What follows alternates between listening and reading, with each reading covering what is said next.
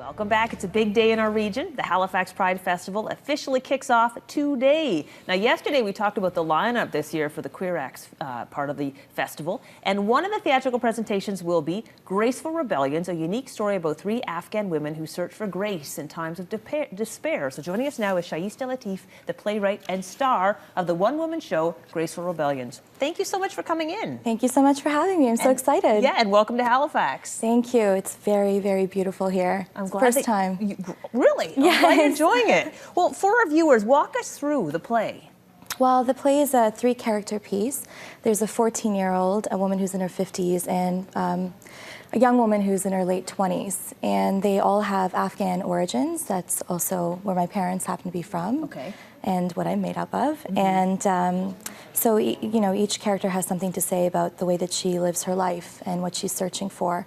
And that's for her identity and her place in the world. And why do you think this play was chosen then for the Queer Acts Festival? Well, we had partnered up Young Creators Unit, which is a Buddies in Bad Times youth program, and I had applied for it last September and got in, and it's about a 6-month process where you work dramaturging your play, working it, analyzing it, discussing it, until it gets to a point where it's polished, and then they pair you up with a director, and my director is Evelyn Perry, the great Evelyn Perry. She's fantastic, and from that, all 4 of us in the program applied for Queer Acts, and my play was selected to come here. Wonderful. Now, I hear that it was a hit in Toronto, where you're living, where you're from. And so tell us a bit about how it went over there. It was really fantastic. The audience was very, very warm. I had a lot of great comments, and actually a lot of Afghans did show up in the audience and approached me after the show, so that was something that I really, really wanted to happen, and it did. How did they feel about it? Because I bet you pushed the envelope a little bit here with this play. Well, the thing is that I am very respectful towards my culture. I am very proud of my country, and I'm also proud of being, Canadian as well.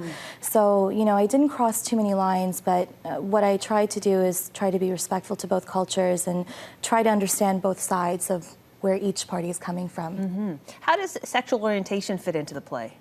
Well, all the characters are queer and are struggling with that, and queer identity is not something that's really encouraged in our culture. So I'm hoping that the more that we're able to discuss it and put on plays and write essays, etc., then we'll be closer to acceptance. That is interesting, because if it's not really accepted by the culture, then I think getting the message out might help that, right? Are you hoping that maybe getting this play out there will help kind of women in Afghanistan feel better about, being queer? Well, it's not about making anybody feel better. It really is about allowing the audience to interpret the piece whatever way that they'd like to.